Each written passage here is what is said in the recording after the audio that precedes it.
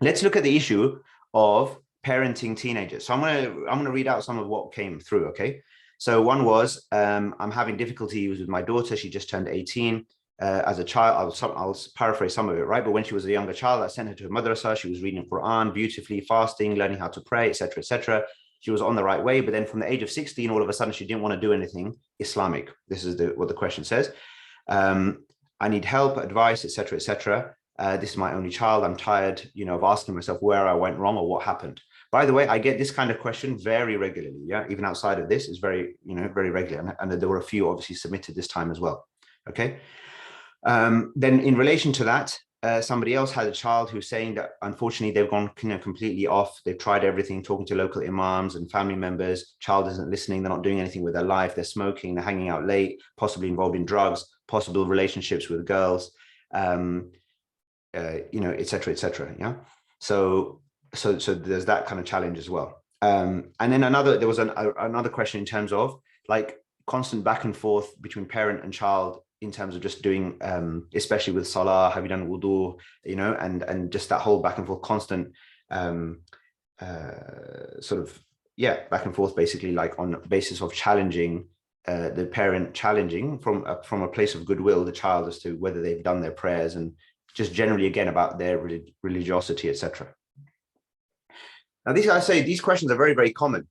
Now on this, I would say this is perhaps one issue where I have a slightly, I think, I don't know, right? But I think is a slightly different perspective from most on this, or the way I would say it, which is, I think that whilst I completely understand parental concern and parental worry and parental upset when a parent is faced with children who they've spent a lot of time on, they've invested themselves in, energy, money, whatever, the whole works. And especially with regards to their, call it spiritual development and establishing a connection with their Lord. And then perhaps all of a sudden, or perhaps from an early stage, it just isn't clicking, it's not working, right? There's a lack of interest, a lack of engagement. And the relationship starts getting very, very tense and very, very difficult. I think that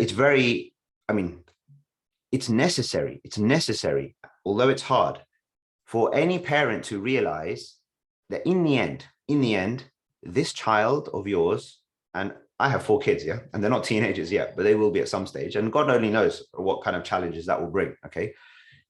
But I feel I'm preparing myself. I'm only saying to you the way I'm actually tell my own self the same thing, which is that my responsibility, okay, is to my Lord. And with regards to anything in life, my responsibility to my Lord is to have done my best and to have been within the grounds of what's sensible and reasonable and most likely to lead to the best possible outcome. And that's what I'm responsible for. I am not responsible. Like, seriously, for me, if I feel that I have done my best, and my wife, and between us, we've done our best with our kids, and then all 4 of them, at some stage, decide that they're no longer believers, they're not practicing, they don't pray, blah, blah, blah, right? You can appreciate, for me, whilst that would be quite painful, especially as someone who's teaching prayer to everybody else, imagine if my own children at some stage, okay, they decide, forget it, I'm not doing this anymore, right? And I've gone off on this path, that path, the other path. Now, I am very clear in my mind right now that is a perfectly possible scenario in the future. Perfectly possible. It can absolutely happen. All right. Despite everything I might do, okay, for the next 10, 15, 20 years with them, right? That's a perfectly possible scenario. And there's nothing I can do about it. Nothing I can do about it. I'm preparing myself in my mind right now. And I also prepare myself for this, that if that were to happen, that I'm very clear that I will always have do 2 things. Number 1, never put undue pressure on them. Never put undue pressure, never make them feel pressurized by me. Never. Because that never works. It just doesn't work. It just doesn't work. I've never come across a scenario where that works. In fact, all of the questions that I've ever received on this subject precisely tell me the opposite. They all say that we keep having this back and forth, and that is damaging the relationship, and it's affecting me as the parent, and it's distancing my child. I've seen it in my local area, right? Especially mums and teenage boys. Like that's the classic kind of combo, mothers and teenage boys, right? But just generally speaking, I've seen it in all sorts of questions. They can't, if they feel under pressure from you with regards to their in a constant way. Now that's different from an invitation. Would you consider, right? But it's basically to treat them as adults from an early stage, a relatively early stage, in terms of how you deal with them. Meaning you wouldn't constantly pressurize an adult, right? And by the time these kids are 13, 14, 15, 16, they're virtually adults, right? In terms of maturity, how they're dealing with things, thinking about things and what have you. So I'm just saying, and if you feel, this is the other problem, if you feel satisfied or happy about the fact that your child who is in the early teenage years or mid-teenage years is rigorously following, right, and rigorously doing things, because you are saying so, and they're a more kind of obedient child in that sense, then the possible problem is that there hasn't been enough independence given, such that by the time they actually are in independent situations, university, workplace, etc., that your influence or that particular environment would be such a vast change, right? That basically they won't be able to handle it, basically, and they will become kind of dislocated. Which is why even for my kids, where the oldest two, which are 8 and or how old are they? About to be 8 and 9 years old. I try my very best always now to just invite them for prayer, even now, but never to tell them to do it. But always invite them, always get them to make the choice themselves from this early age now. So this, I think, is an important point. And when they say, oh, I'm too tired or too busy or whatever, sometimes I just let it go. In fact, most times I just let it go, right? And allow it to be, try build naturally, because I'm very scared of building an artificial environment for them where they're very rigorously on it. And then when it becomes such that when they're in any other environment, right, that they kind of, they will crack. And again, this is only one scenario, but my oldest daughter, she's 9 years old, just a couple of months ago, without any prompting from me or my wife, she told us that she wants to go and tell her school, where they have no prayer sort of arrangements or whatever, she wants to now start praying at school. So she started the whole thing with her teacher, and the headmasters got involved, and the school's in a bit of a situation right now because they haven't encountered this. It's a primary school, so they only got up to 11 years old. And just, I think only in the last couple of years, there's like increasing number of Muslims there, etc. But she herself did it out of, like, she's generally under very little pressure at home, right? About the issue of Salah. She sees it all the time, okay? And she's invited, right? And then prompted with a good reason to do it. And as some of you who have attended stuff I've done before on this issue, okay, then it's always in the context of your relationship with Allah, showing gratitude to Allah, talking to Allah, etc. The point being now, I'm sorry if this is a bit of a long-winded way of making the point. The point being now is you must realize the limits of your responsibility with your teenagers, which is simply to say your job is to invite them, and that's it. And frankly, if they don't do, then you have to be very careful about the extent to which you will therefore allow that to affect the relationship, the dynamics of the relationship, and affect the basically about the extent to which it's going to affect the dynamics of the relationship and their kind of memory, if you like, of the whole process or the subject of prayer.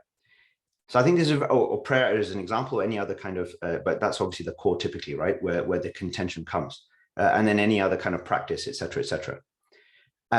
So I think that's very important. The other thing is that sometimes we haven't spent time sufficiently empathizing and listening to their perspective, because sometimes it might be the case that literally they don't really actually understand sufficiently why am I doing this, what am I doing it for, etc.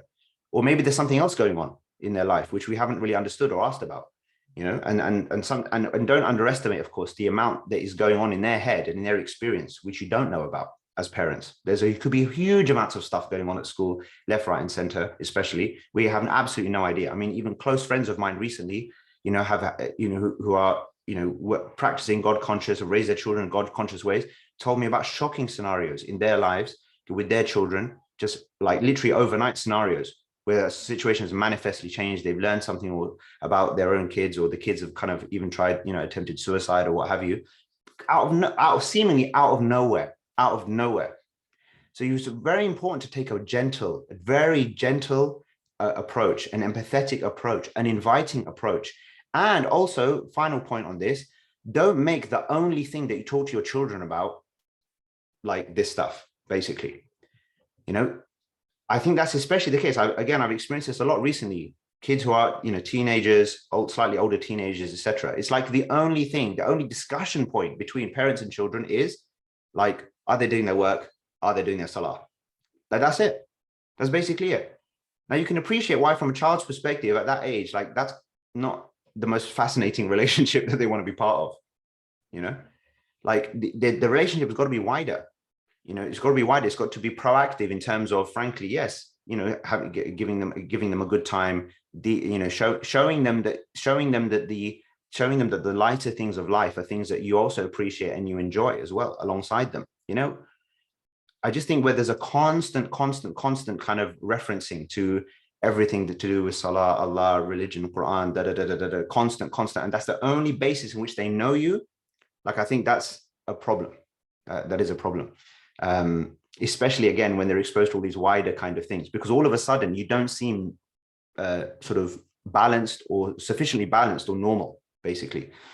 So I think these are also sort of bits of advice I would put in. So I would say, like, for those of you who are struggling with this, like, or people who are, and I know it's hard, I'm not I'm not professing to be an expert, but I would definitely say the more relaxed you are, the more calm you are, the more loving you are to them despite the difficulties, the more they feel that you are committed to them, regardless of their level of religiosity and adherence.